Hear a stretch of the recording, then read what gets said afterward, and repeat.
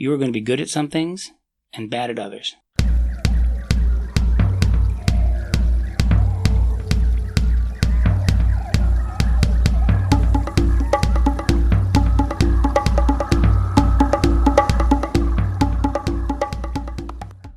Hiya! Welcome back to the Wild Business Growth Podcast, presented by Hippo Direct. This is your place to hear from a new entrepreneur or innovator every single Wednesday morning who's turning wild ideas into wild growth.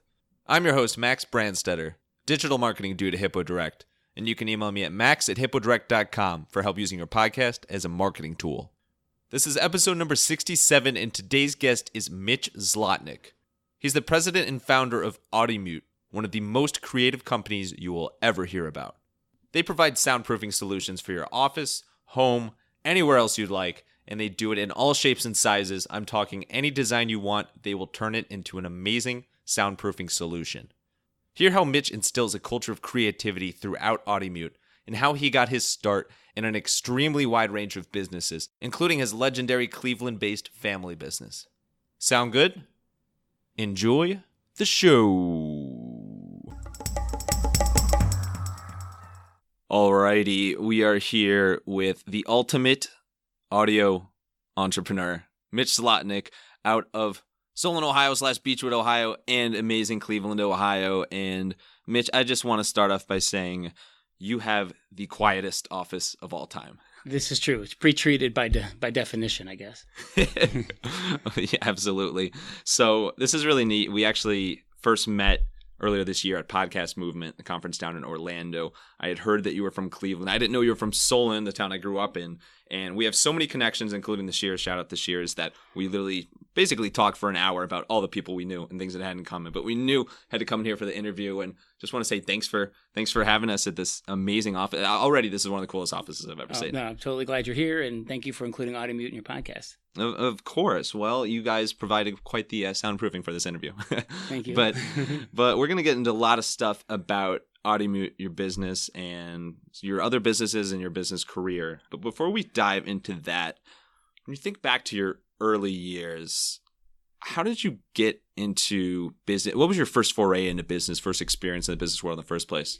Business world was corporate America. Started at MCI, and did my internships at AT&T. Did well there, and then decided to work for a family business. So at that point, learned probably the everything I think you really need to know about business, which is taking care of your customers. Every business needs to have someone to sell to, right? You have to make sure that you're providing the thing that they need or they want, or you can certainly make them want. Yep. But it was all about service. And that's, for 15 years working at Medic drugstores here in town, family business, was able to really get my head around the benefits of serving customers and, ladies and gentlemen serving ladies and gentlemen kind of an approach. So your family is behind Medic, which especially in Cleveland area is super well known. So that's really cool. That's so my father and his partner. Yep.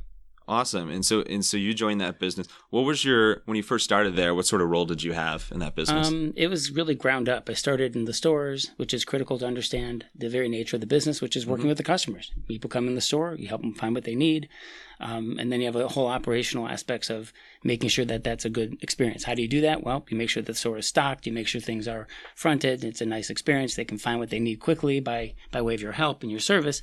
Then they have more time to shop and see the other things that are unique and new products that a small drug chain, for example, would be bringing to market, because that's where a lot of the new things came from in the day. Yeah, back in the day, a couple years ago, just a couple days ago, really. Wow. So, how long were you working there? How long were you a drug guy? Quote, I was a drug guy for probably about 17 years, but managed to work in all facets, a lot of different facets of the business. I'm not a pharmacist, but probably 5 or 6 years in, I had moved to the corporate office and I was working in a marketing capacity, and then started looking at ways to just kind of reach out in some different directions because of the nature of the business. It was third-party pay, and there were when someone controls 200,000 lives in the city of Cleveland, suddenly they call you and they say, "Hey, by the way, we're reimbursing you now at 90% of what we used to," and there wasn't a whole lot of things you could do about it at that time, and the pie just kept getting sliced and smaller, and the margins got smaller and smaller, and the drugs got more and more expensive, and we needed to find some new niches and things that we could make money in, and so that's kind of what ended up being my specialty. Okay, so very specialized, and today you're very specialized as well in what you do. What would you say was the biggest thing that you like, and then the biggest challenge for you as far as working with family and working with your father as part of the business? Working with my dad was clearly the best part. I encourage that if father and son can, or father and daughter, mother and daughter, whatever the case may be in the business world. I mean, you only have so much time on this planet, and it's really great to spend that time together. So the best part was that, and we really saw we were very different people, which is why we blended so well. And I think the worst part of it was just the stigma of being the owner's son, having to work 3 or 4 times harder than everyone else, keeping the long hours, and having to prove yourself almost every day that you were worthy of being, in the chair you were in, and it wasn't given to you, but it was earned. Yeah. This hits really close to home for me. Is I'm part of a family business, Hippo Direct. We're a family business started by my father. Yep. So I'm the owner's son, same sort of thing. But in general, like, absolutely love it. I'm with you. It's, I was in a corporate job before, and I made the decision to come back and join the family business. Right. And part of that was just because, to your point, we only have so much time here. It's something I was thought would always do. And when we finally got around to it, I was, you know what? Why not?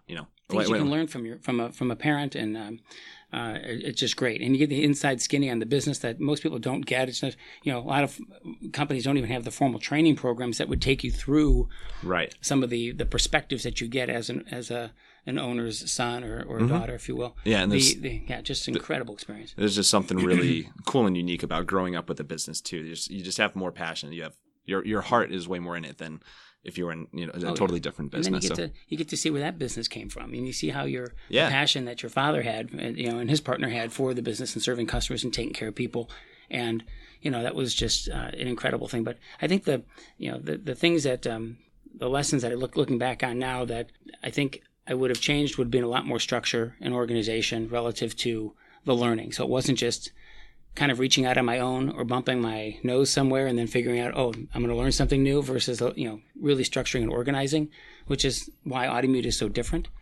today. And that's, when we got here and we were just starting, there was a big need for that. And I'll tell you, we'll get there, I'm sure, later. But we might talk about Audimute. Yeah, but those are the please. But that was some of the most difficult lessons because it was just a lack of structure in terms of how I was going through that experience. Right. Yeah, it's completely different structure, which has its pros and cons. A lot of times you can move faster with something, but a lot of times you have less brain power overall, and you have the famous, infamous processes aren't there. So it's very different.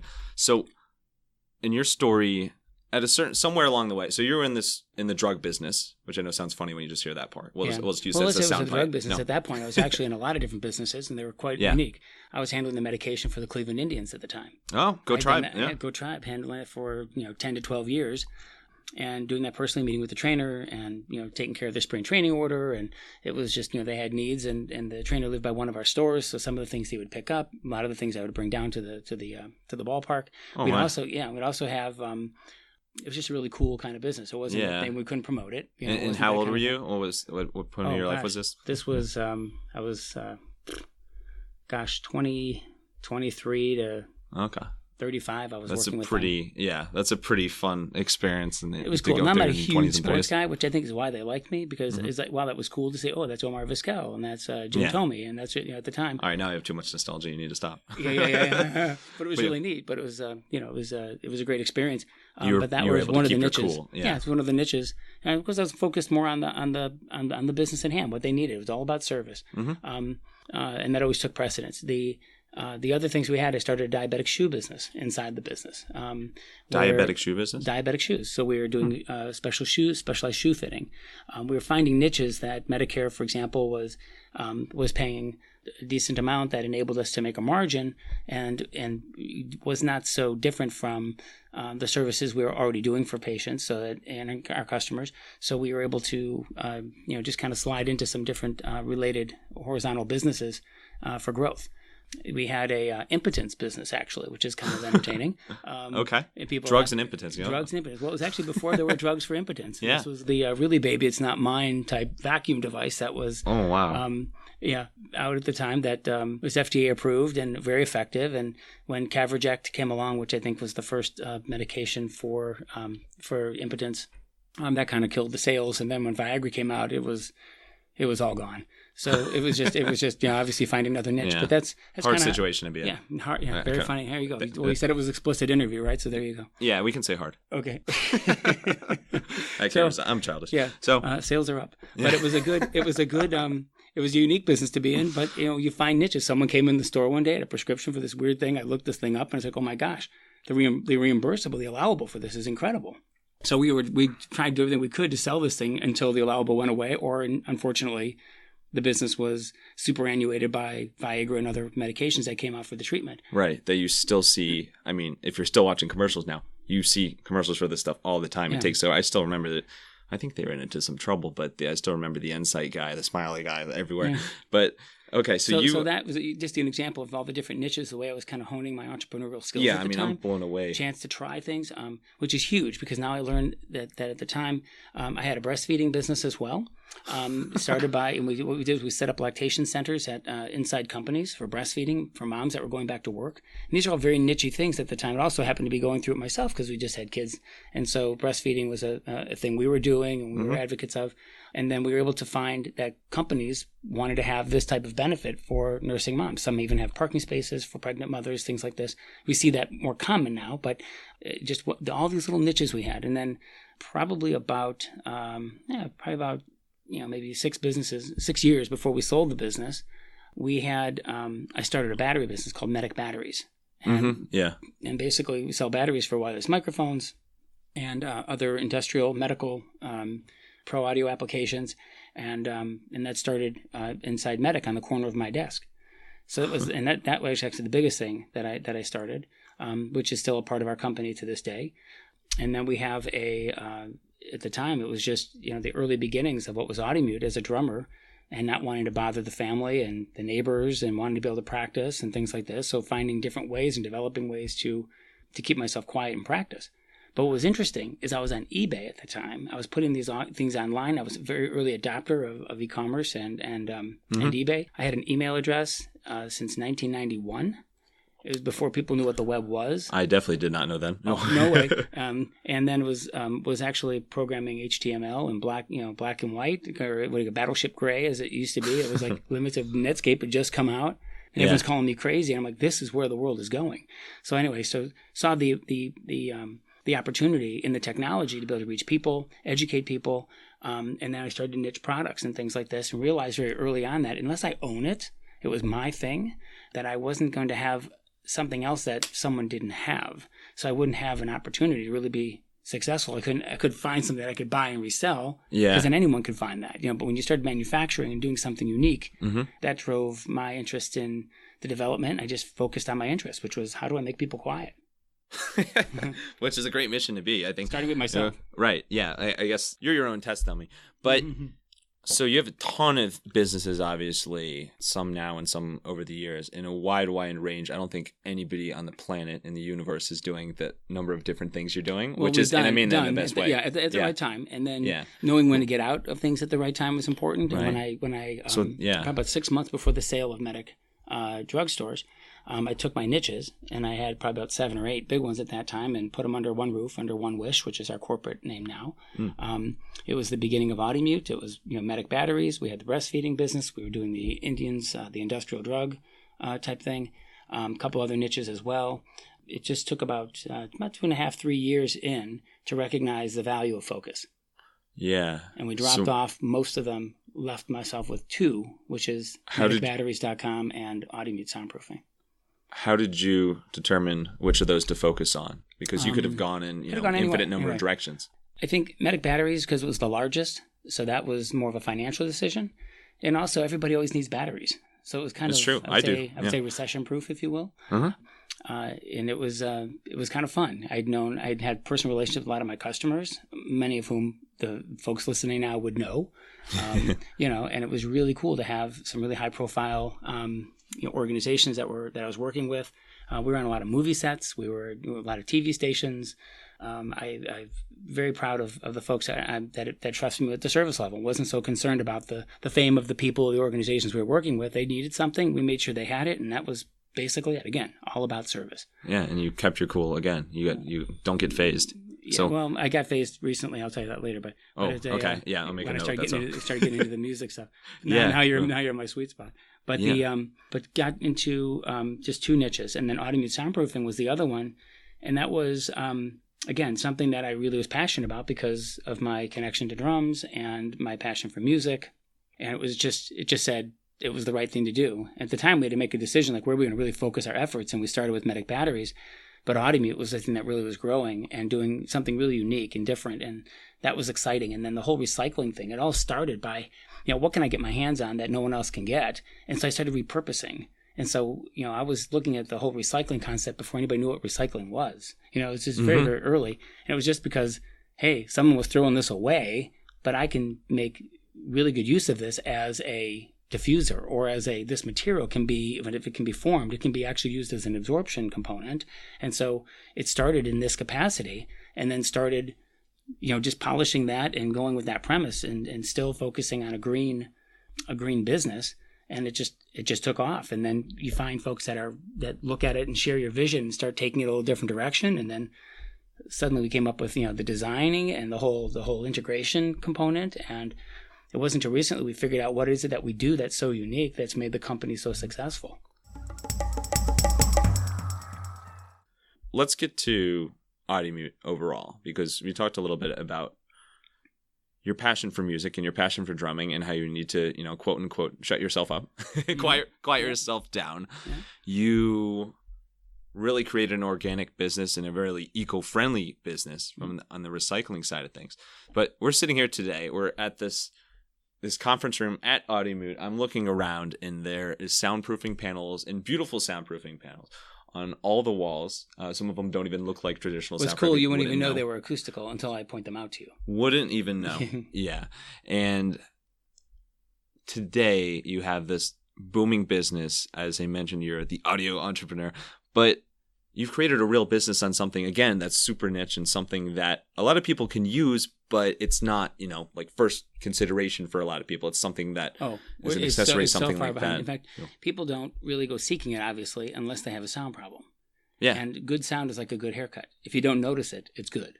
But if you're in a restaurant and suddenly you're having an issue, and then the manager's hearing about it, the owner's hearing about it, and they're realizing that we're not providing the experience that we want to provide, suddenly people are out there looking for a solution. So it's the kind of thing you don't want to hear about it until you actually need it. And when you need it, you want to make sure that certainly our marketing and everything that we're doing is out there so that we can be found when someone is in that niche of trying to understand what the problem is. Many folks don't even know that there's a solution, let alone that the solution doesn't have to look like, it's not foam, it's certainly not fiberglass, that there's newer technologies, that there's ways of designing with it. They're in the beginning of just identifying that there's even something that can be done to fix an acoustical situation. Some folks, a lot of podcasters, in fact, don't recognize that they can improve the quality of their podcast by having the room treated. Oh, yeah. Or you get folks that go out and buy really expensive listening systems for detailed listening, and they realize that, okay, I bought a great system, but without the room treated, I don't really get to hear the benefit of the speakers that I just bought. Yeah, it's not as good as it can be. Oh, my goodness. Yeah. How do you... Okay, so it's starting at square one. Yeah. If somebody has your clients are all over the place in terms of what they do, but how does somebody know they have a sound problem in the first place? Like, is it that obvious to? Oh yeah. It's and you can look up stats on this in terms of what really ruins a restaurant experience. And it's not so much even the look of the food, the taste of the food, or the prep of the food. It's going to be, the sound condition, that which doesn't create an enjoyable environment. When sound's a problem, it really juts out and really, manifests itself in a really annoying way. So I think what's interesting is that we've come up with and this took a long time to figure this out, is that we actually solve problems in a very unique way. We have a methodology. And so we figured that if we get someone that calls, when someone reaches out and they're finally looking like, hey, there's something that can be done about this, that we kind of handle things, not just in a standard way, in a process kind of thing, but we're doing this not on the seat of our pants. We're not guessing here. When I learned golf, I went to, I'll give a shout out to Golf Tech here because they've actually built my game. But it starts with a methodology. It's not just a bunch of different coaches that are going to come up with theories and things like this, but it's like, I need to swing. I don't know how to swing. Never played this game in my life. And I need a path. I need foundational building blocks. Building a company is very much the same way. Solving, and then what you do in your voodoo, no matter what business you're in, is very much done the same way. And when I started Audimute, it was kind of we didn't know what, culture definitely trumped strategy for sure.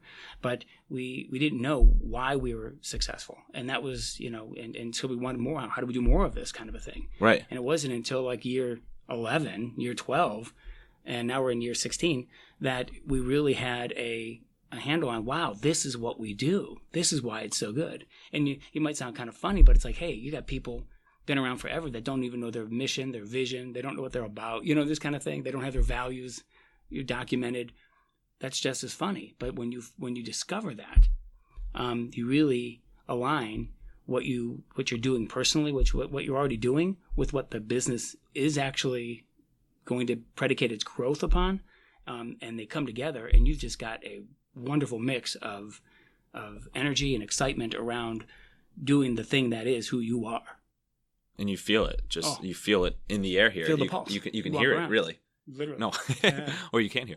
But it's funny you mentioned the thing about the restaurant, because every time I come back to Cleveland now, always, of course, we at some point have lunch or dinner with my grandparents. Shout out Adele and Henry, who live in University Heights, not too far from here. Where I grew up. Where I grew up as well. Yeah, actually, my mom went to high school there as well. So anyway, now when we meet them at a restaurant, because it's harder to hear, it's harder for my grandparents to hear, especially my grandpa.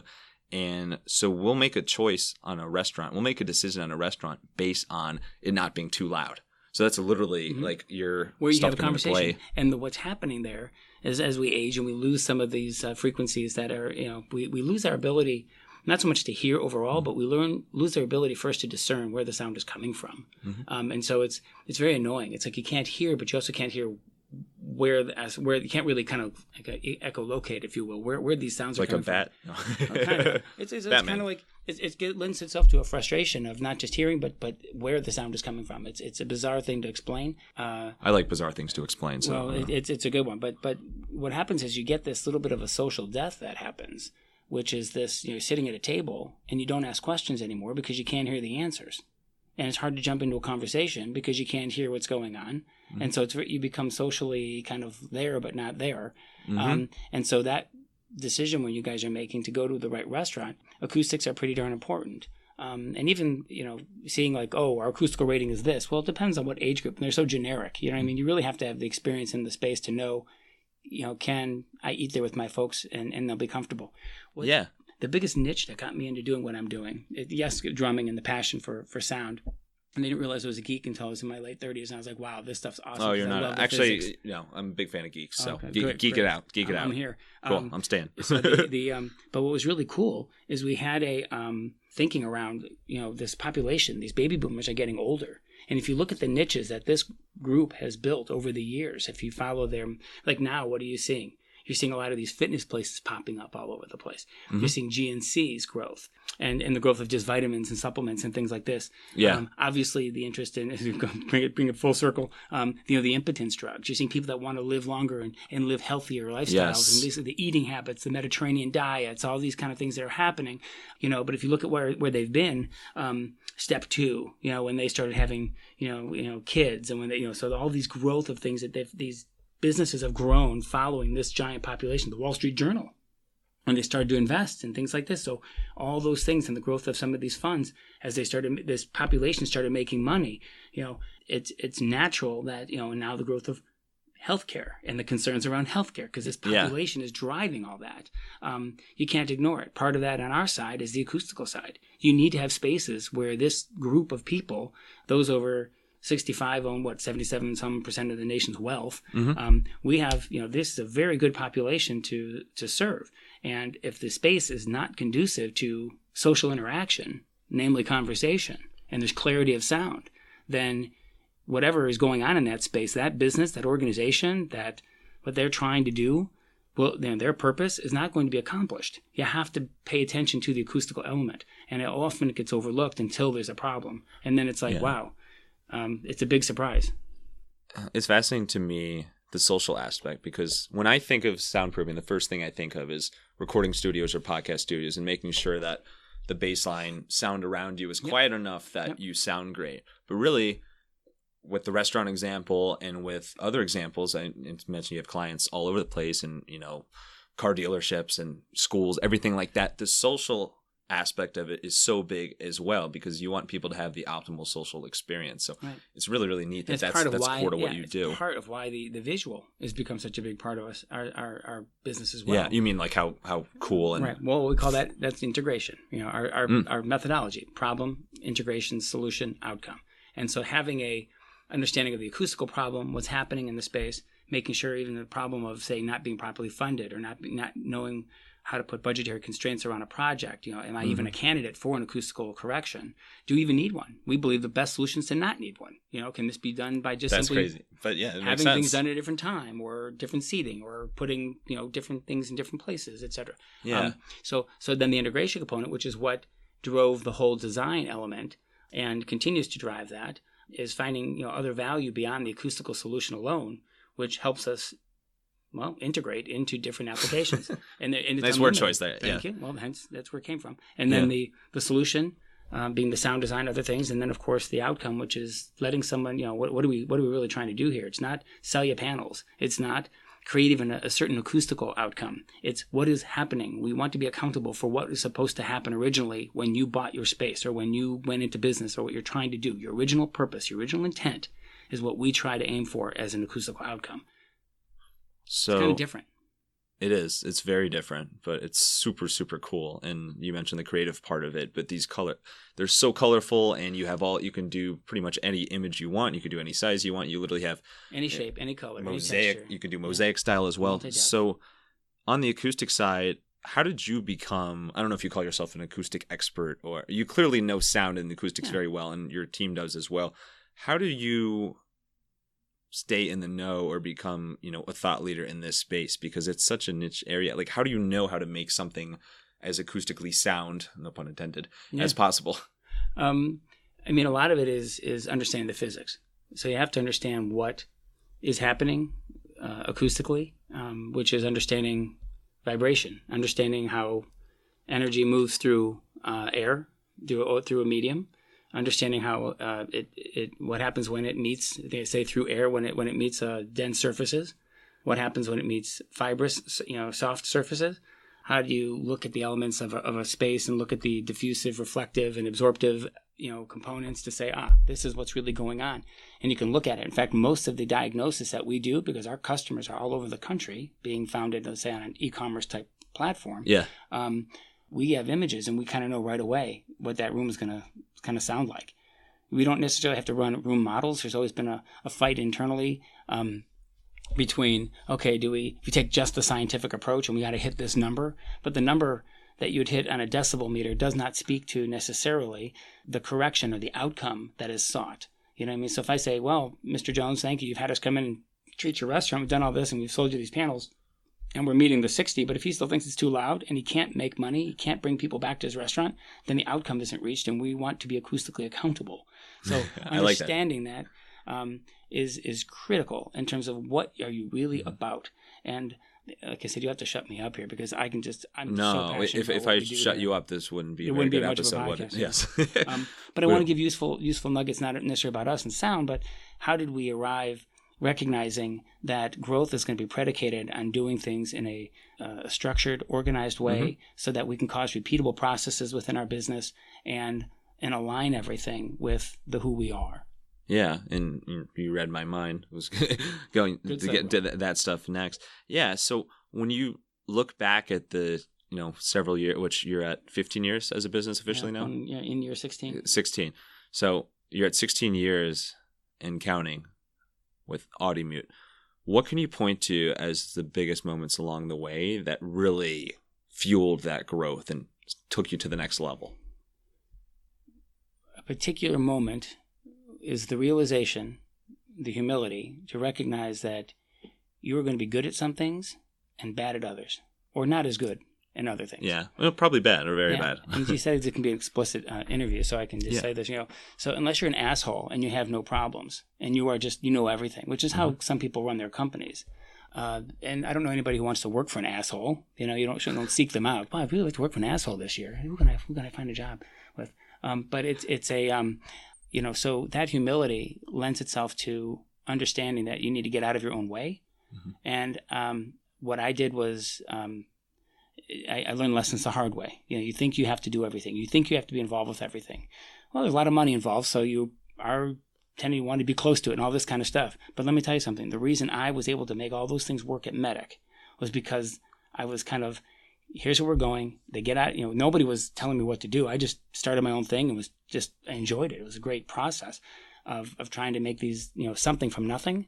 And so I kind of knew how to do that. And because I had that opportunity, I needed to make sure that my people had the same opportunity. In order to do that, I needed to get out of my own way, which is to, say, be a micromanager and be a worrywart and all this, and empowering them literally. Here, you've got to handle this. We need you. And not just from what I tell them, but if you're hiring the right people, you want them to tell you what needs to be done, not me tell them and train them. Exactly. And so now we have that contribution. You've got the right people on the team, and I don't just say, hey, hire the right people and find the right people, because that means different things in different organizations. But I can tell you that you work on yourself. And when you get out of your own way and you really can, in a humble way, find someone whose talent is so much greater at yours in a certain area, then letting them do their thing has been huge. That was the number one thing that really started the growth. Yeah. And it's something that so many business owners and non-business owners, so many employees and team members struggle with as well, is how much can I do myself versus how much to partner with somebody else that somebody else can help with. And it's really hard. Everybody goes through it. It's really hard to give some of that up and trust somebody else with it. And just because you obviously, if somebody else is doing it, you don't have that same level of detail there. It's somebody else, and they can have the same or better. But right. And then you have to understand that there's different types of work too. Great book. Any entrepreneur should definitely read this. It's I guess I don't say it's dated, because I think the lessons are still my business Bible. You're talking about the Declaration of Independence. No, just kind of. Well, it's my declaration, my Constitution. Mm-hmm. You want to read Michael Gerber, The E-Myth Revisited, the entrepreneurial myth. And that's number one. My dad actually talks about that all the time. Yeah, it's a great quote. I still quote it all the time. Yeah. And it's a critical read, because it's going to help you understand the different types of work and understand what really is going on inside a business. It talks about the benefits of structuring and organizing. And then, again, helping with anything that helps with getting out of your own way, and is huge. Creating structure and organizing is huge, because you should anticipate growth. You're going to grow. Well, by golly, you better start with, and it sounds kind of silly, there's only 3 of us. Why do I need to document my processes? Because guess what? It's not going to be very long until you have number 4 coming in, number 5, 6, 7. And then if you don't have these things documented, everything is tribal knowledge. And that's a lot of pressure to put on you as an owner. That's a lot of risk to the business, having processes that are only understood by one person. You know what I mean? And then I know what that lends itself to? Someone who's staying in the business for all the wrong reasons, when that person should have departed the business a long time ago, because they're not working out on the team or whatever, but you can't let them go because now they kind of holding you as an entrepreneur hostage. You know what I mean? Because they know how to do something you don't know how to do. Yeah. Everything must be documented. And if that becomes cultural, now everybody's committed toward the vision of the company succeeding, not themselves. And so you don't want someone hoarding process. Another lesson I learned along the way. Then you get committed as a team. But that book talks about those things. Talks about documenting and setting up those structures. So a thing that keeps kind of coming up here, bubbling up, is getting out of your own way and maximizing the help from your team as an overall unit or team and a collective group there. What is the biggest way that you get out of your own way and you make the most from your team members? I go play golf. Of course, all day, every day, right? You do that in 10 o'clock Cleveland. meeting. There's not a lot of days you can do that. Yeah, well, the 2 days a year that you can play, you play. Yeah, so I'm out 2 days of the year. But you know what it is? It's getting away from the processes that need to happen on their own. Trust the process. Trust the thing to happen. Yes, they're having a meeting. No, you're not going to be there, and you're not going to know what's going on. You'll have to get a briefing on what's happening and hope that they tell you everything that's happening. But you have to kind of gauge the level of how you will do your understanding. How do you understand what's still going on in the business? But you're able to empower folks to really make their own decisions. And you have to live with those decisions. You know how often, I got to tell you, I could almost add up the money of when I have spent an investment. I'm declaring an investment moment in someone who's going to be able to make a decision that I'm very confident is going to fail, but I have to let them fail. I have to let them do this. If I jump in their kitchen and start cooking for them or start, watching this is going to burn on the stove, well, I'm going to burn the house down because then I'd have to obviously be that close. might be a problem. Yeah, that'd be a problem. But if it's and that's a difficult thing as almost as a parent where you have to, your child has to learn to ride the bike, and you know what, you're going to fall down, and that's kind of like, but if you have to make that investment so that they can learn, and then again, culturally, what could be better for growth? That's how I learned. And every time that I've gotten out of their way, and I tease to say go play golf, but they like when I'm out there. If as long as they know where we want to be, what needs to be done, and they can see the future vision, then they'll get us there because I hired the right people. So what are the biggest ways that you let your employees make their own decisions and fail on their own? What's the way that you let them ride the bike, if you will, without training You know wheels? what's funny? I don't think I did it on purpose. It happened by accident.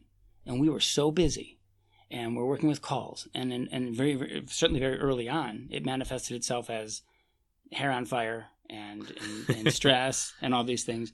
And it was just, can anybody grab what's happening here and just jump in and help? And if you have the right people, they can kind of see what needs to be done. Now we're much better about really kind of making a clear vision of what we were trying to do and what we're, even by department. I think it happened to me by accident, but I think if I were to go and do it again, I think I absolutely would say, just focus on more of the strategic, understanding the strategic, the tactical, and the operator level of things, so that you can make a strategic decision and the tactical people can figure out how that's going to get done, and then the operators know what needs to be done, if that makes any sense. Absolutely. It makes a lot of sense. Again, it's going to be asserting a structure. Mm-hmm. So you finally decide to start a podcast. Congrats! You've never been more excited. But wait a sec. You quickly find out this is way more of a time commitment than you initially thought. You're going to need someone that has you covered behind the scenes. That's where I come in. Email me at max@hippodirect.com and let's get wild. So let's switch gears here. Let's focus on inspiration and creativity. So you're one of the most creative people I've ever met, and your company is one of the most creative companies I've ever seen. Thank you. And you're welcome. So I think we'll just stop the episode there. That's good. Done. Mic drop. Cool. Mic drop. You're welcome. So we'll talk about you personally in a little bit, but as far as Audimute, how do you create this culture of creativity? Boy, it's a double-edged sword. Here I can tell you you're this. Welcome. No. Yeah. Well, in an organization, and it might not just be for its creativity. There might be someone that needs to do engineering, or there might be some other kinds of things. And not that engineering isn't creative, but there's just like a different style of work that has to get done. And here, you don't want necessarily everybody creating. If say one guy or an organization is great at creating process, you don't want to create process just because you can create process. That's not the outcome. The process should be with a strategic direction, right? The process is going to be more tactical by means of then able to accomplish a strategic goal. So, so being creative, while you want everyone to think creatively, you have to put some constraints around the creativity so it's focused. That's so important, especially relative to your operations. It's not just, hey, I'm coming up with all these great ideas, because if they don't fit into what we have an internal system called Clutch. Mm-hmm. It has to fit. I like it. Yeah. It has to fit. Don't ask me what it stands for, but I know all the processes. I can't even spell it. So yeah, okay, even. So, but what it does is if it doesn't fit into the way we do things, like 95%, then the idea really has to be considered a weapon of mass distraction. That you think it's this big opportunity, but if it really doesn't represent something that's worth changing processes that we have to integrate, or it's a completely offline thing, and how are we going to measure the success of it? How are we going to do it? We have to set up all these new things so that can happen. Wow. What a big, you may as well start a new business. Right. So you don't want everybody necessarily creating. You want to basically set yourself up in a way that you have processes and things that can lend itself to creating within a constraint. And that's what we've done with Clutch. That's what I call it mass customization. So the way we design is I can have, with a core that works as effective as ours is, the acoustical core in our product, that we can change the density and the shape and all the things that we can do with it. 95% of our business is technically what we do every day is the same. We change the last 5%, We tweak just that last little bit, and now it's uniquely yours, and it looks completely different. It's a different animal. It's like, holy cow, you can't believe it's the same thing. Everything does. you see in here is It's not even animals. It's like aliens and all sorts of other things. Right. It's weird. It's different. So it's like, wow, how did you get here? So tempering creativity within a constraint is how I do that. That's how we manage to create so much. But now it's everything that we create we can use. It's not we're going to make something and it's a cool idea. We're going to build it just because we can. We're going to do it because it aligns with what we do, and it can be think about it. You can leverage your marketing better that way. You can leverage operations certainly that way. That's the whole concept of mass customization and clutch. And you can leverage your own sanity. And I can leave because everything fits here. You know what I'm saying? I'm not trying to leave so I can go play golf. I love what I do. I'm passionate about it. But it's like I want to make sure that what I am creating can be used in the business to help growth. And no one's going to want to do it if it doesn't fit into the things everyone does every day. There's clearly, you hear the term beauty and constraint. There's clearly beauty and constraint to another level with you and your team. How do you decide, though, ultimately, when you're experimenting and trying out new designs and new products you can sell from a soundproofing standpoint, how do you decide what actually is going to go into production and are actually going to sell on your website and provide as solutions for people versus something that you give away as a little gift or something like that? Because I know you reuse everything. We do. Not a lot of waste here. I'll tell you what's cool. It's a lot better to walk in with something half-baked than not.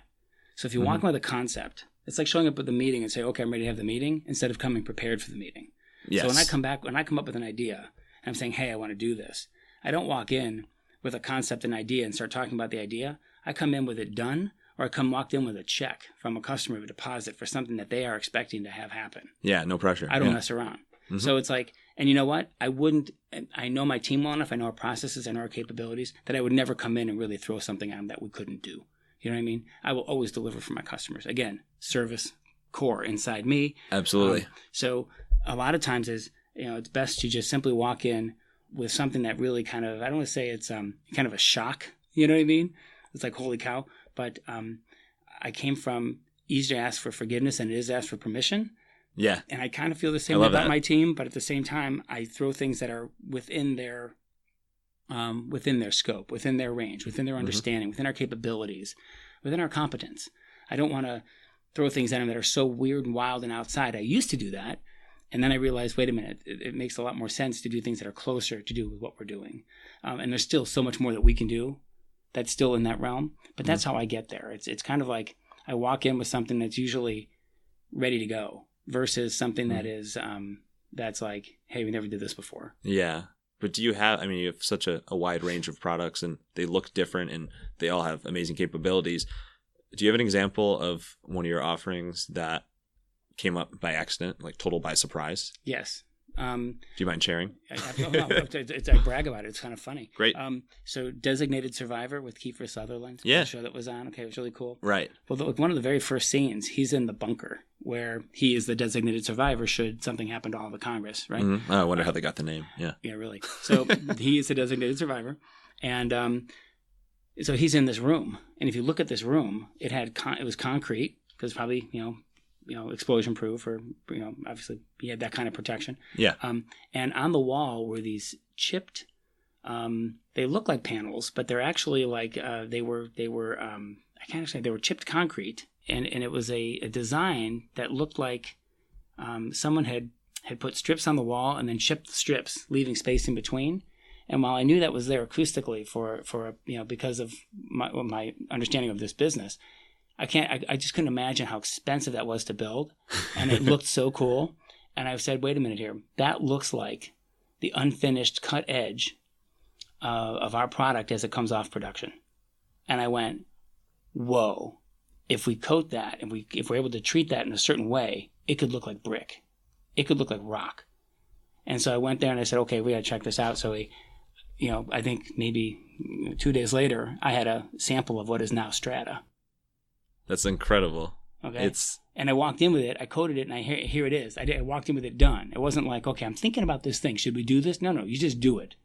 Do it like sometimes big companies have to do these things offline so that people are not in their normal process, meaning they're not held accountable for their normal things, or they're not going to get in trouble if they fail because that's typically nobody wants to fail in a big corporate world, even for saving face, right? But if you're on a Exactly. team that's designed to fail, now it's acceptable. Right? They do these kind of teams in bigger companies.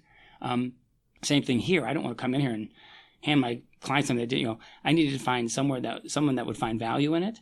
Would it work acoustically? I already knew it would. In fact, if it worked better. Why? Because it's the soft edge of our product. There was less density on the surface, and it really lets air get into it very nicely. And it's a huge amount of absorption. So it was like, I wasn't worried about that. And then when I found that we were able to treat it, coat it, cut it, and start working with different shapes of the thing, we came out with this whole concept of layered design, and it gave us a whole new capability. What's funny is it came from a part of our product that we usually would cut up and throw away. That's the best part.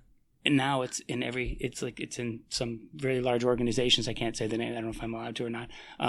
In their Me neither, and their prototypes and their new designs of every one of their hotels. So it's really cool. Yeah, that's a wild story. Let alone it's at certain places that are really, really well respected and well known. Part of our, well, actually not part of the federal government, but outside the federal government, Gotcha. where it's used in the training of officers and things like this. Oh my God! In shooting ranges. But it is a very cool product that started as a, oops, look at this, wow, and just watching TV. That's the best kind of oops. Well, it's. I mean, I think anybody aspires to whatever facilities they have to make them aesthetically pleasing, and with your products, it can be aesthetically pleasing visually and helps from the sound standpoint as well. So instead of now having a brick wall, that's, if you want exposed brick, you can have exposed brick that helps you from an audio standpoint, makes that, maximum social interaction as well. I love the dichotomy between having what is typically a hard reflective surface suddenly become absorptive. It's funny, and I'm going to go back. Remember I told you I was all giddy because working with the sports guys was easy, right? Yeah. Going in the training room and seeing all these It wouldn't players. be for me. I'd be lost. Right, Yeah. You'd be giddy. I was all giddy. I went to, I built a custom studio for Carter McLean, who's the drummer for The Lion King on Broadway. No way. Exceptional drummer. If you've not, you want to hear somebody who's just got like Buddy Rich, Tony Williams kind of chops, just unbelievably smooth. That's another story. But what an opportunity to build a studio for him. And we used a brand new, what we call Wood Tones product, which is a product that's our acoustical material that looks like wood slat. So it can be used as shiplap. It can be used as, stressed wood, distressed wood kind of a thing. It gives a whole unique look to walls that people don't think are acoustical. And so here he was our guinea pig, if you will. And we put this stuff up, and I kind of had a feel for where it was going to perform, but I didn't realize how cool it was going to be in the sense that it left a lot of the high end. It didn't crush the room. It really left a lot of the stuff that you want in a studio space. And so, based on the NRC and the lab, reports and things that we got back from its design, it just performed so nice. I was so happy. Again, that was a little bit of a risk. Yeah. Shot in the dark. What's NRC mean? I'm sorry, noise reduction coefficient. It's how they basically look at an absorption performance. I was going to guess those words anyway. Yeah.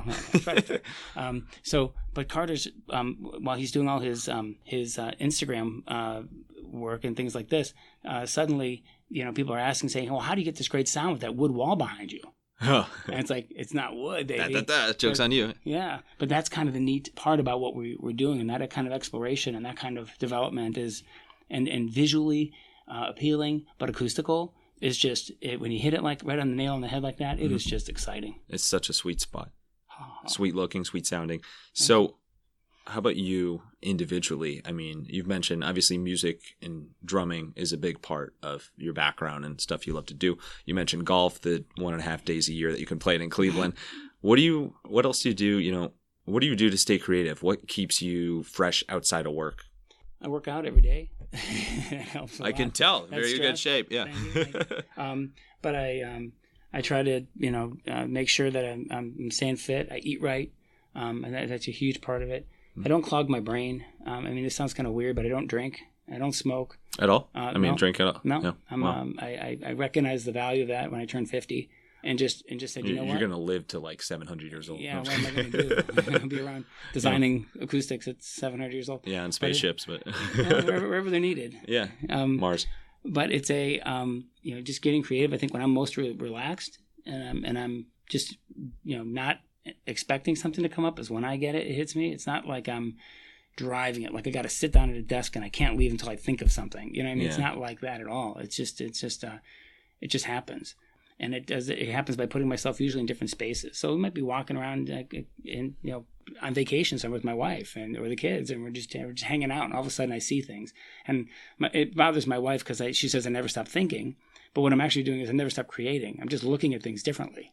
And I'm like, okay, wow, that could be this. And I'm always trying to fix. I'm always like, same way in my business. I'm always continuously improving something. Can it be made better? Not that I'm not dissatisfied all the time, but it's like, it's just a fun thing to challenge yourself suddenly with, okay, how can I make this better? How can we do this different? And what if we had this, and then it's kind of like the thought comes up with the emotional preparation and the mental preparation, so that when you see something or when you're doing something, they kind of meet. And it's like, where opportunity and pre-planning kind of find themselves. It's kind of like opportunity is just being in the right situation. Mm-hmm. And then your mind is like in that mode of thinking, and you just simply put them together, and suddenly you have this idea, and you're like, wow, that's, it's kind of weird. Some of it's innate, but some of it's forced. I have to figure out a way to solve a problem sometimes, Mm-hmm. And it's clearly, it's interesting to me because your business, there is a lot of structure and processes and things that you've developed to give it, structure. But in terms of creativity outside of work for you, it sounds like it's really unstructured. Like it's totally, just going with the flow. And I think it's living life, being relaxed, trying new things. And like you said, music is a big part of that. Yeah. How'd you get into drumming in the first place? I know drumming is a big passion of yours. Just neighbor down the street was a drummer. And one day he showed me a 4/4 rock groove, and that was it. So do you still play frequently to this day? Yeah, but mostly for myself. I don't play out anymore. I used to play in a group called One Wish, which is, by the way, the name of our corporate. I was going to say, yeah. Right? Sounds dangerously familiar. Yes, and so played jazz and got force-fed jazz. You know what really that was interesting? Force-fed jazz. Force-fed. I was actually a rock drummer gone smooth jazz, which is still had very much a kind of a rock pulse to it, if you will. Mm-hmm. And then suddenly, as I started doing on gigs with other players, realized how much I didn't know about music, and actually some particular bass player really helping me understand the value to drumming in rock when I was learning clava and learning all these different kinds of rhythms and swing and all these different things, and listening to drummers that I would never really enjoy at the time. Mm-hmm. So it was kind of force-fed, and this guy who was our guitar player at the time would take me on these jobs I had no business being on with these monster players. And like I got to sit there and count kind of a thing. It's like, holy cow. Oh, wow. And then, so I think what kind of forced some creativity there was like when I come back to rock drumming and I'd be like, holy cow, look at these ghost notes that are going on with my left hand. And I'm like, holy shit, I can say shit. That's right. You can say shit. Yeah, you can say shit or whatever you want. Whatever. Yeah. So I was like, holy cow, look at what I'm doing with the left hand here. People will stop me and they're, wait, go back and do that again. What were you doing with your left hand? I'm like, I have no idea. But it came from challenging myself to learn the clava and learn, swing and feeling a pulse in a different place than just on such a spelled out groove that everybody, kind of knows what's coming next. Mm-hmm. And it was really fun. So we're going to need to have a drum off because I was drummer as a kid. Wow. Never took official lessons or anything, but self-taught. And I haven't drummed in way too long. And part of it was just, I live in a New York City apartment, and part of it was because I just, never thought it realistic to have a drum. I'd probably get evicted right away. You would. So, unless I use a ton of your product. So, but there's some point in my life I would like to get back into drumming. It's just so fun. It's such a release, and there's something really cool, kind of what you were mentioning with your left hand. There's something really cool and unique about doing things with, your four appendages at the same time, different things. And it's just fun. It's a workout too. So I see where you're into it. They all kind of come together and you get this interdependence going on. Yeah. And it's kind of like, building yourself as a drummer is like, it's kind of like building a company. You know what I mean? You have, your left hand's doing this, your right hand's doing this. Everyone has to know what's going on. You're all trying to play the same piece of music. You know what I mean? I thought you were going to say the hokey pokey, put your left hand in, you put it. No. Right, we get there, right? Whatever song works that gets everyone together. Yeah. But no, that's the interdependence is, it is fun, and it does something for the brain and for me and you that just gets you. A lot of people have that when they do, art, or when they, watch movies, or they do things. They get this kind of, they get this vibe, this jazz thing, and it's just literally jazz for you, yeah, literally. But everybody should have their own thing. They should, important. Yeah. Well, for creativity, it's a must. You hit the drum on the head, so awesome. We got to switch up a few quicker different segments here. First one is a fan favorite segment called the Wild Business Shoutout of the Week. The Wild Business Shoutout of the Week! Wow. Best in the business. Can't wait. So Wild Business Shoutout of the Week. This is where we talk about a recent ad or campaign that caught our attention. And even though earlier we were talking about not drinking, there was still a brand of wine that caught your attention. You mind taking us through that? So check this out. So again, I talked about, where does creativity come from? When do you notice things? And it's just kind of when you're in that relaxed mode, you don't expect it, but your mind's always kind of just like waiting for the next thing to jump on. And all of a sudden, my wife comes home with this bottle of called 19 Crimes. So shout out to 19 Crimes. I don't know if that's the wine. 19's my number, by the way. Sports was always my number. So and then 19. Not my crime number, but right. It's good. Yeah. But the 19 Crime scene. So they have these bottles, and they have usually a criminal with a past, and they look kind of like something dated, etc. The label looks a little rustic and older and dusty, but it's not. But it's black and white kind of photo type on the cover. And then what you do is they leverage technology to do kind of a augmented reality type thing. Mm-hmm. When you download the app and you hold the app over the phone, the image starts speaking and tells its story. Now, as gimmicky as that seems, let me tell you how cool that is. Now, that's as recent as 2 days ago. I saw this and I was like, wow. No way. And relevant to this interview. I was like, I got to bring that up because it's just so unique. It's not just technology for technology's sake, but what they did was they immediately engaged you with the product. Mm-hmm. It told the story of the product as it told the story. It has nothing to do with wine, but I guarantee you that is effective because, it's just it engaged people with a brand. People are talking about it. You have a whole PR aspect of it that was in social media aspect of it that I'm sure people are discussing, mm-hmm. And now people will take that concept and maybe take it one step further, but. That just really caught my attention. It was really jazzed. There's a lot of other cool things that I've seen out there, but this one was just so unique. Just kind of blew me away. It did, and it blew me away as well. We watched the video before this recording, and I'll share the video in the show notes. And it's just so cool. You hear about augmented reality, and a lot of people are more excited about augmented reality than virtual reality just because there's so many capabilities, and it's not a completely immersive experience, so it doesn't take you away. Mm-hmm. There's less conflicts just to get there. But they do such a good job with it because it's really, when you think about it, it's the next generation of romance copy. Every product, every label, especially when you think of the food and wine industry, every label has some copy on there saying, here's a story of this, or this has this benefit, this has this benefit. There's all this romance copy there. And this example of 19 Crimes, they took that and they brought it to life with a story and interactive video. And I know wine is super competitive, and there's a number of, taste comes to mind, but a number of different reasons why people purchase wine. But you're talking about trying to stand out in a category that competitive. Why not have people, literally criminals on your label, tell their story, something so experiential to that regard? So it's really, really neat. How did you, do you think there's any way you could apply that to the acoustic industry? You think there's any aspects of AR that you could potentially use in the future? Well, I think it's when you interact. Here's the problem with it. It's like just one-to-one with the technology. Mm-hmm. You don't know that our product is in the space when you see it because it's art. It's too good. So we're hiding. You're too good at what you do. We're hiding. We're integrated. Sometimes the integration is hiding. So you have to identify it. So having the product be able to tell its story is difficult when, again, if you don't notice sound, it's good. Right? Mm-hmm. Like a good haircut. So it's hard for suddenly to call attention to something that is working. It is cool when I think what happens is people often know the owner of a restaurant or somebody comes by, especially family restaurants, and they're like, and then they're telling, people say, wow, this place sounds different. What did you do? And now our story gets told by the owner saying, oh, look at these beautiful pictures over here. Look at this cool design over there. By the way, that's acoustical. And the reason you can hear me now so cleanly and clearly is because this thing is treating our restaurant to make a great experience for you, taking the sound barrier out of the way of a good experience. So I like it. Yeah, that's good. That's right there with acoustical accountability. That's smart. Yeah, I can't even say that. So how do you get the product to tell the story? Mm-hmm. How do you leverage that? I think if I was going the other way, it's almost like I'd be forcing myself to create for creation's sake or for technology's sake for an app that we don't have, and it'd be a weapon of mass distraction. There you go again. You have so many zingers, I can't get over it. But it's true. It doesn't make sense for you. It's going to be too much of it. And you should too. And you know what? And I recommend other business owners. You really need to start looking at. It's great to look at your history and say, hey, how did I get here? And I actually keep a record of Mitchology.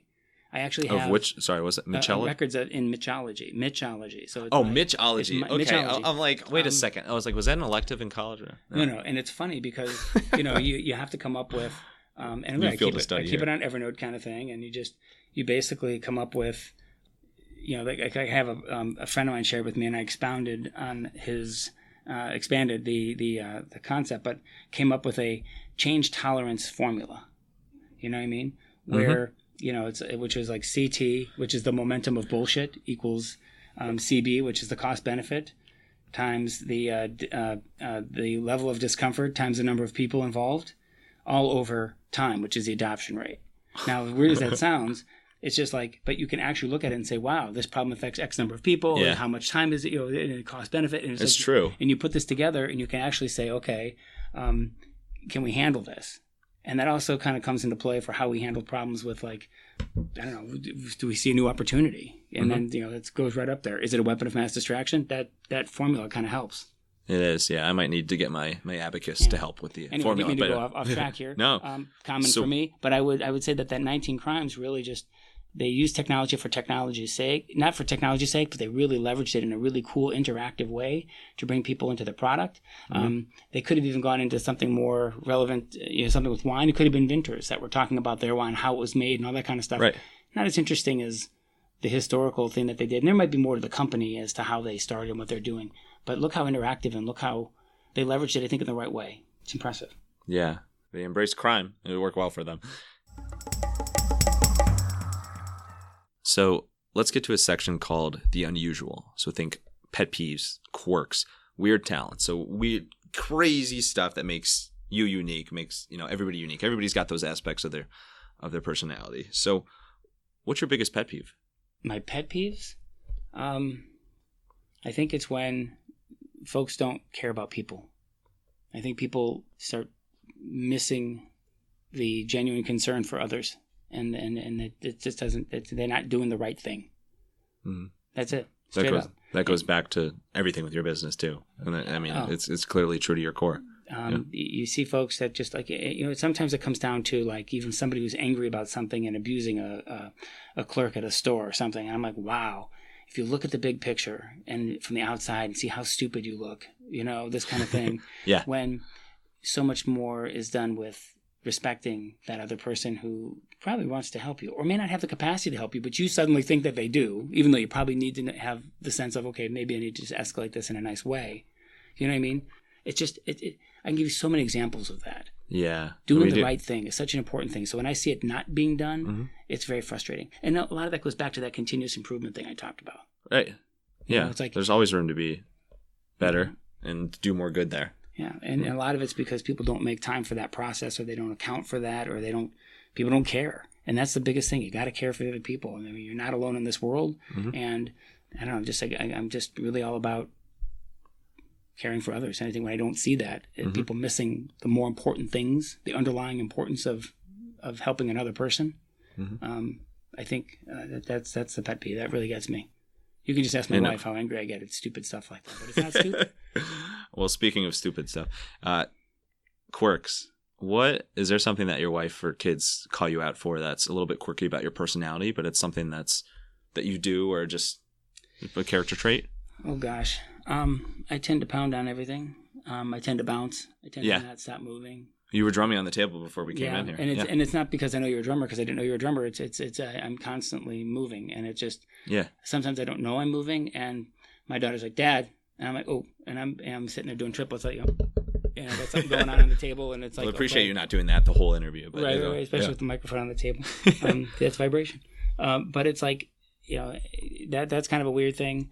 I think, I go off track a lot. My ADD is great for that. It can be a very powerful creativity tool. It's certainly driven a lot in the business, but it's also something that's quirky and weird and makes me socially kind of bizarre sometimes. And but it's just who I am, and I like it. And I wouldn't just say try bizarre. to. Bizarre is I love the word bizarre, but but but when you sometimes you interrupt like I just did, and how dare you? No, you can leave. No.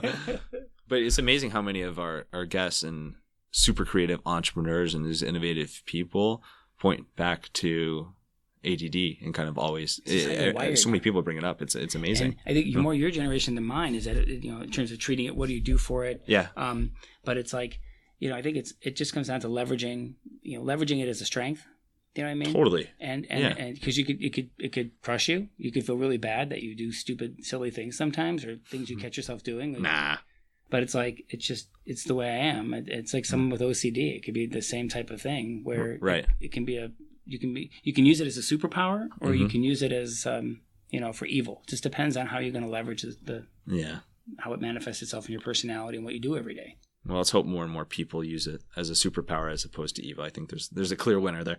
But how about weird talents? So in addition to the drumming and everything that you're skilled with acoustically, is there anything and it might be something super minor, but is there anything you're really, really good at that doesn't really impact your business, just you're really good at it? I think I can make myself do things that other people can't make themselves do. I think I have discipline. What do you mean by that? I can stop drinking because I said so instantly. That is a fantastic example. I didn't do this thing. I said, you know what? I've just decided this and I'm done. And I jumped off, So that all started just in one moment? One moment. I said, I'm done. That was it. It wasn't an alcoholic. Didn't have a bottle on my desk. Wasn't anything like this. I said, you know what? I don't need this in my life anymore. And I'm going to make from 50 on, it's going to be a different kind of road.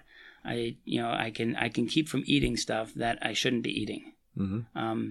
I can force myself to work out every day. I can force myself to do things that other people can't do. I don't know if it's a talent. It's just a commitment that you in a push of yourself. And most people don't do that. They I'll just do it once. I'll just do it. It's like, maybe it's an ADD thing too. I don't know, but it's like an all or none thing. And it's like, I don't know. But it's, I'm a huge fan of that sounds funny. I'm a huge discipline fan, but I kind of pride myself in the same way about being consistent from a workout standpoint or forcing yourself to do something. But I'm curious in your standpoint, like you're clearly, disciplined to the next level in a number of ways, endless number of ways. What do you point to that allows you to be so disciplined? It sounds kind of weird, but it's like, I like the fact that I know I can do something that most people can't. I never see myself as very smart. You take pride in that. I do. Well, it's like, I never saw myself as like, I was never an A+ student, this kind of thing. Mm-hmm. Like my sisters were, like my wife is, who doesn't have to study. And then suddenly she gets A's in her advanced math classes and everything else. And I'm like, and my kids the same way. But it's like, I was not built that way. And so I think part of that is like, you know what, but I can do this. And it was just something that I can control. And it was, it just, I don't know. It's kind of weird. It's crooked. I don't know if it's a talent. It's just something that's unique. And then I go against the grain. I think my favorite time to work out is in the winter when everyone else is, I feel like I'm getting ahead while everyone else is sleeping. You know what I mean? Yeah. When I'm developing a new product, I feel like, my competitors are on vacation or screwing around or just going out and playing golf because that's all they do, right? Or whatever. They don't care about driving their business. They're not engaged all 2 days here. Yeah. Yeah. And I'm like, hey, I'm going to create something today. I'm going to push forward. I'm going to make this happen.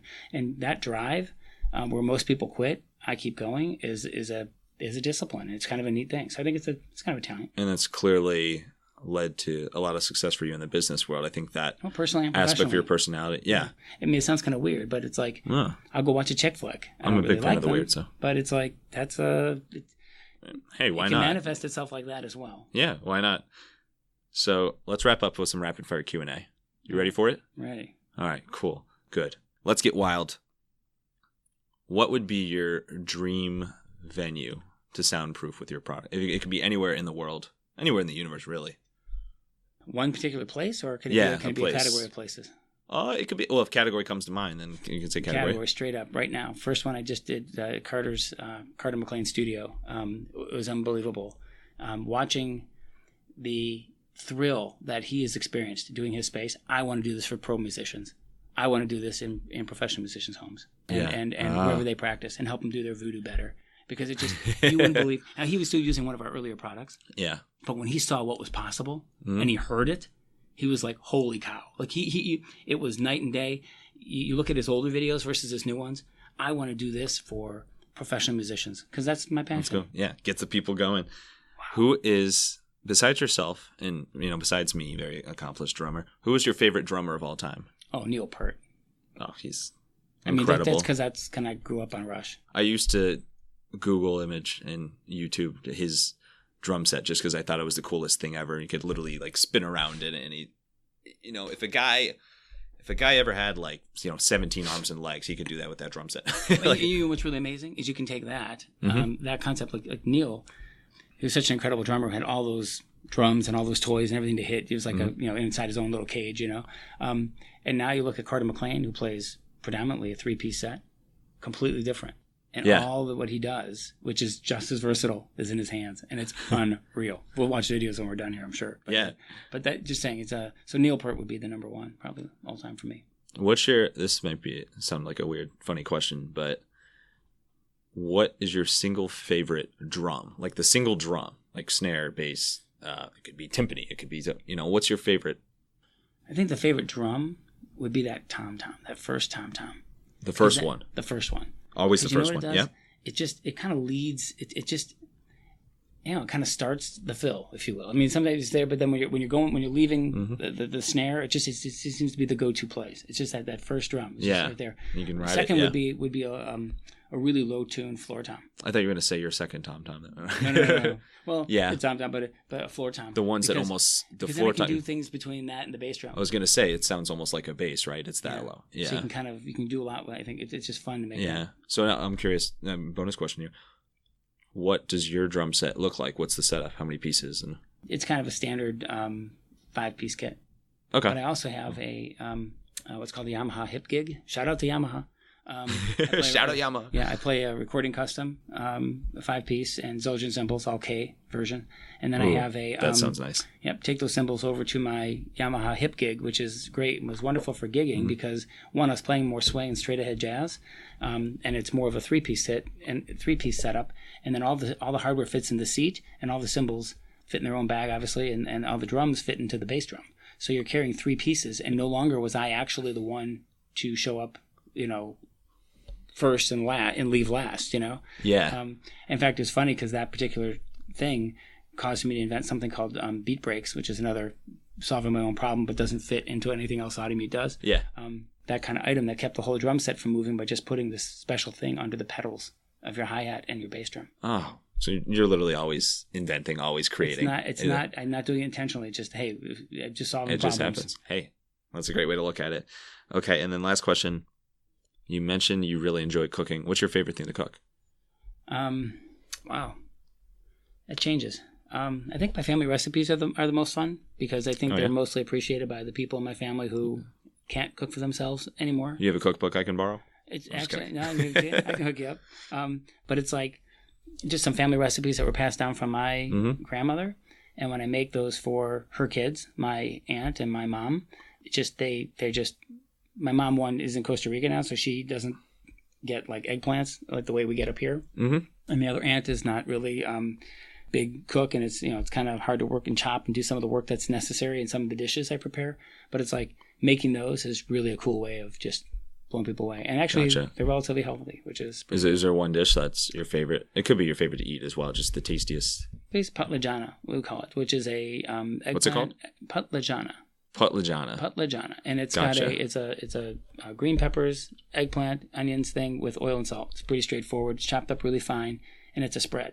And I think if you look up like Hungarian spread or Romanian spread or something, you'll kind of find elements of it. I think there's a Russian version I tried of it once that I saw online. We're just going east and east, yeah. It's just great stuff. It's good eating. It's healthy for the most part. Okay, sounds good. I have a new food to try. I'm just going to keep a constant list of those. Awesome. Well, thank you, Mitch. This has been absolutely incredible. I'm so blown away by you and your company and everything that you do. Where's the best place for people to connect with you and to connect with Audimute? I mean, online, audimute.com, AUDIMUTE.com is the best way to reach out in terms of the company, seeing what's going on there. Certainly get on the phone and call us. We don't use voicemail unless it's after hours. So when you call, you get a human being. What a concept. What are those? I know. No kidding. Oh, my God. But that's, again, all about the experience. That's the service core that I have. And if someone needs me, ask for me. I'll probably call you back. It's just we're pretty accessible folks. Perfect. And last thing here, just to send us off here, stage is yours. Final thoughts. It could be a quote. It could be a line. You could do a drum solo, whatever you want. Send us off here. Wow. I would say you only have so much time on this earth, so make the best of every day and enjoy. The Master Mitchologist. Thank you so much, Mitch, for sharing your story and the Audimute story and hosting at the coolest office between here and Mars at Audimute. Thank you, Wild listeners, for tuning in to another episode.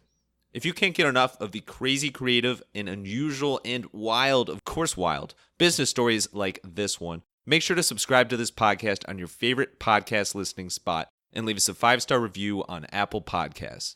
You can also find extras in marketing and business growth resources at hippodirect.com/blog and hippodirect.com/newsletter.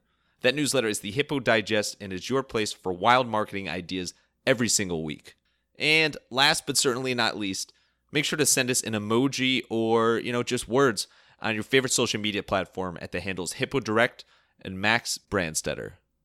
Until next time, let your business run wild. Bring on the bongos!